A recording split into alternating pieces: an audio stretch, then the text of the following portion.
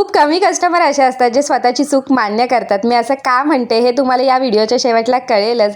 तर आज आपल्याला होती हाफ के जी चॉकलेट फ्लेवर केकची ऑर्डर आणि त्याच कस्टमरने आपल्याला पाव के जी मँगो केकसुद्धा करायला सांगितला होता। एक केक त्यांच्या नवऱ्यासाठी करायचा होता आणि एक केक त्यांच्या सासूसाठी करायचा होता। पण जो सासूसाठी मी केक बनवला त्याची व्हिडिओ मी केली नाही, पण त्याचा फोटो मी तुम्हाला नक्की दाखवते। तर इथे मी केकला फिनिशिंग करून घेतलेली आहे। तर इथे मी जी बॉर्डर मारत आहे ती मी मोदक नोझलने मारलेली आहे आणि त्याच नोझलने मी वरती पण डिझाईन करून घेतली आणि मधल्या साईडला मी इथे रोजेस काढलेले आहेत, पिंक येलो अशा पद्धतीने मी इथे रोजेस काढून घेतले। तर झालं असं की ही ऑर्डर मला शिरगाववरून आली होती आणि शिरगाव एका टोकाला आहे आणि माझं गाव एका टोकाला आहे, म्हणून मी तिला म्हटलं की तू अर्ध्यात ये, मी अर्ध्यात येते आणि मी हा केक तिला डिलिव्हर केला। आणि त्यानंतर थोडंसं पावसाचं वातावरण असल्यामुळे तिने छत्री घेऊन आली होती, तर तिने ती छत्री बॉक्सवर ठेवली, त्यामुळे केकच्या वरचा जो पोर्शन आहे तो थोडासा बिघडला आणि घरी गेल्या गेल्याच कस्टमरने मला कॉल केला की आमच्याकडून असं असं झालं म्हणून। तर आणि जे झालं त्यामध्ये आमचीच चूक आहे